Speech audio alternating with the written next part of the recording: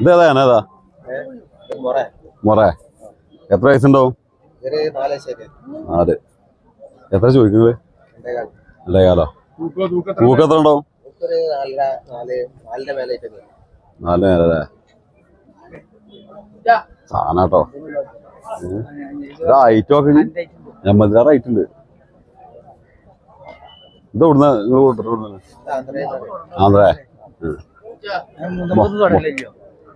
മുട്ട ഭക്ഷണം എത്ര ഇതുണ്ടാവുന്ന തൂക്കം എത്ര ഉണ്ടാവും പറഞ്ഞ? 4 ഇവിടെ അല്ലേ? അതിന്റെ ഹൈറ്റ് നോക്കി